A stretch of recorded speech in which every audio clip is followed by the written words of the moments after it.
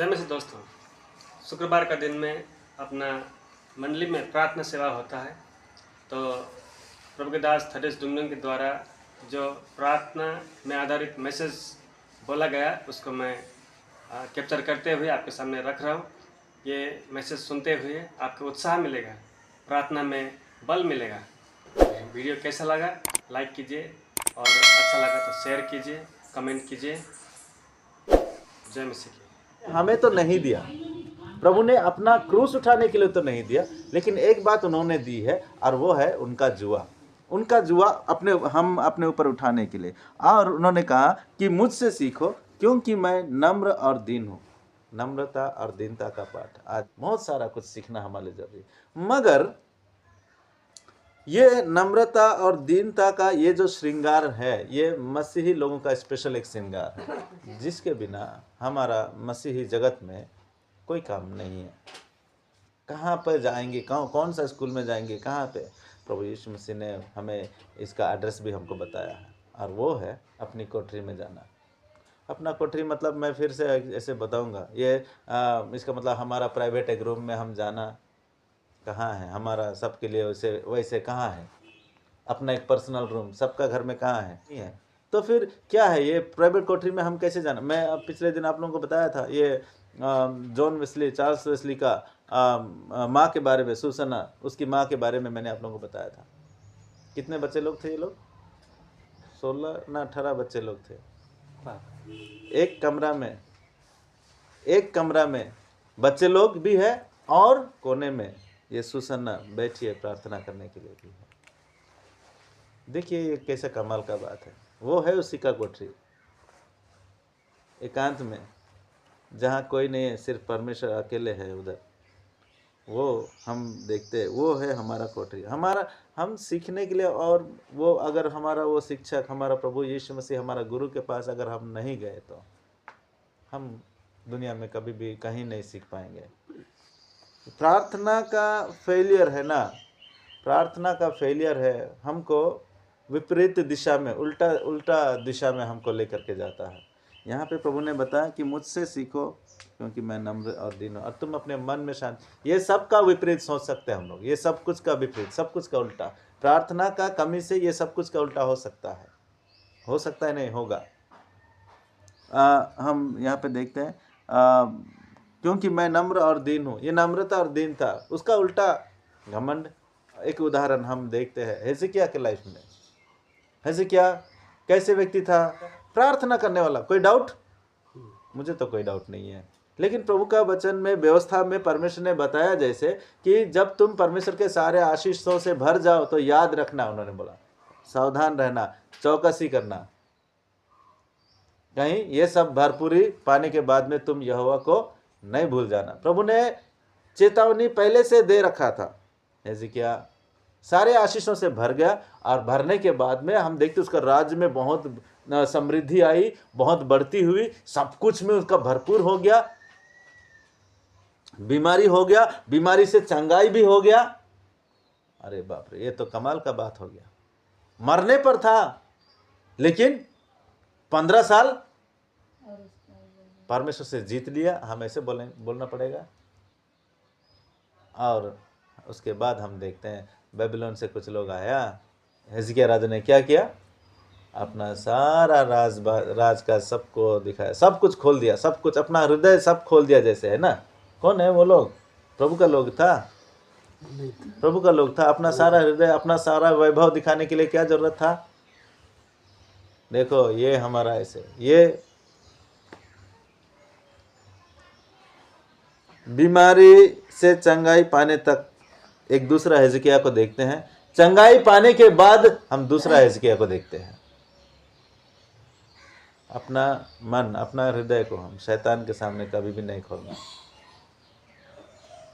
हम वचन में पढ़ते हैं, अपना हृदय खोल के उसके सामने रख दो। वो प्रभु के सामने है, उंडेल दो, वो प्रभु के सामने है, शैतान के सामने नहीं है।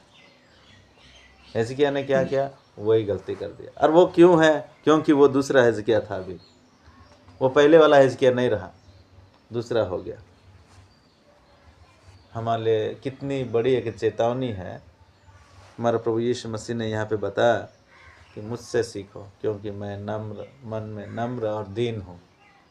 तो प्रभु से हम वो नम्रता और दीनता का पाठ हमें सीखने के लिए उसके चरणों में उसके पास आना ही पड़ेगा, जिसके बगैर वो पहले वाला हिजकिय्याह का जीवन में वो जो नम्रता और दीनता का स्वभाव हम लोग देखते हैं वो चला गया। प्रभु हम सबको सहायता करे, मदद करे। नेक्स्ट हम यहाँ पढ़ते हैं, और तुम अपने मन में विश्राम पाओगे। तो मन में शांति, और तुम अपने मन में शांति पाओगे। प्रभु यीशु मसीह का एक वादा है, तुम मुझसे सीखो क्योंकि मैं नम्र और दीन हूँ। और ऐसे लोग जब प्रभु से सीखने के लिए आते हैं, उनके मन को वो चैन, वो शांति मिलती है जो दुनिया के लिए नहीं है। दुनिया के लिए ये ऑलरेडी बुक्ड है, बोलते हैं ना, रिजर्व्ड है। ये किसके लिए? जो लोग प्रभु से सीखने के लिए, उनके सम्मुख आने के लिए चाहते हैं, उनके लिए रिजर्व्ड है ये शांति। मैं तुम्हें अपनी शांति देता हूं। ये दुनिया देने वाली शांति नहीं है, परंतु अपनी शांति। प्रभु का एक वादा है अपने चेलों को, अपनी शांति, प्रभु का शांति। पर हम और भी पढ़ रहे थे अभी फिलिपियों के पत्री में, परमेश्वर की शांति तुम्हारे मनों को प्रभु यीशु मसीह में सुरक्षित रखेगी। स्वर्गीय सांत्वना, स्वर्गीय शांति, वो कैसे होगा भला? वो वैसे ही होगा जैसे गलील का सागर में प्रभु यीशु मसीह चल करके आ रहे थे और बड़ा तूफान, बड़ा आंधी आया था।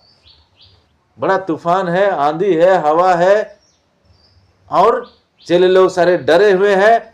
उसका ऊपर और भी जब प्रभु यीशु मसीह को अंधेरे में देखा, भूत समझ गए, और हाँ, एक के ऊपर एक, एक के ऊपर एक, जैसे उसके ऊपर ये विपत्ति आ रही है। लेकिन प्रभु कहते डरो मत, मैं हूँ। और प्रभु ने वो आंधी को शांत किया। पतरस का उसके पास आने के बाद में प्रभु ने वो झील को, वो आंधी को उन्होंने शांत कर दिया। वो शांति चेले लोग अनुभव किया। एक्चुअली वो स्वर्ग का एक ट्रेलर मात्र है, ऐसे बोलेंगे। स्वर्ग का शांति जो है ना, उसका एक छोटा सा अंश मात्र है जो चेले लोग उस गलील का झील में अनुभव किया था। इससे पहले भी हम देखते हैं जब प्रभु यीशु मसीह उनके साथ नाव में थे और बड़ी आंधी आई थी, और प्रभु बोलते हैं रुक जाओ, थम जाओ, बोलते हैं, और पूरा थम गया, सब कुछ रुक गया, और चेले लोग अवाक हो गए। चेले लोग वो आश्चर्यचकित हो गए, कौन है ये? कौन है ये जिसकी बातें ये आंधी तूफान भी मानते हैं? कौन है ये? वो शांति का अनुभव करना एक खास बात है। प्रभु यीशु मसीह ये वादा करते हैं उनके साथ, उनकी संगति में, उनके साथ उनकी संगति। देखिए ये दुनिया बड़ा घबराहट का दुनिया है, अशांति का दुनिया है। ये दुनिया बड़ा भाग दौड़ का दुनिया है। ये दुनिया बड़ा व्यस्तता का दुनिया है। समय नहीं है, किसी के पास समय नहीं है। ये भाई लोग हावड़ा स्टेशन गया था, देखा होगा, सियालदह में भी देखा होगा। हमारा इंडिया का सबसे बड़ा स्टेशन है हावड़ा स्टेशन, और सियालदह स्टेशन भी है, वो भी बड़ा है, शायद 3rd 4th तो ऐसे होगा सियालदह स्टेशन। कितना लोग है उधर? कौन लोग खड़ा रहते उधर में? कोई खड़ा नहीं रहते, चलते रहेगा। रोजाना लाखों लोग चलते रहते। बिजी लाइफ, घबराहट का दुनिया है, व्यस्तता का दुनिया है। किसी के पास कोई समय नहीं है परमेश्वर का शांति का अनुभव करने के लिए। परमेश्वर ने हमें चुन करके रखा है। क्या धन्य के लोग हैं हम लोग, क्या धन्य लोग हैं हम लोग, जिसके ऊपर परमेश्वर का ऐसे आशीष का हाथ है, जिसके ऊपर परमेश्वर ने अपना शांति का आशीष किया है। आइए उस महान परमेश्वर के चरणों में हम एक बार फिर से जाएंगे। जैसे प्रभु ने हमसे ये वादा किया है कि मेरा जुआ अपने ऊपर उठा लो और मुझसे सीखो क्योंकि मैं नम्र और मन में दीन हूँ, और तुम अपने मन में शांति पाओगे, विश्राम पाओगे। परमेश्वर का वो विश्राम को अनुभव करने के लिए, परमेश्वर का वो शांति को अनुभव करने के लिए दुनिया में नहीं है, हमारा प्रभु में है। ये दुनिया में तुम्हें, ये संसार में तुम्हें क्लेश है, परंतु ढाढ़स बांधो क्योंकि मैंने ये संसार को जीत लिया है। प्रभु का वादा है। आइए उस महान प्रभु जिसने हमें इतना बड़ा आशा दिया है, इतना बड़ा वादा किया है, उस प्रभु के सम्मुख हम होते हुए उसके चरणों में उसके शांति को अनुभव करें और उनसे हम विनती प्रार्थना करते हुए आगे बढ़ें।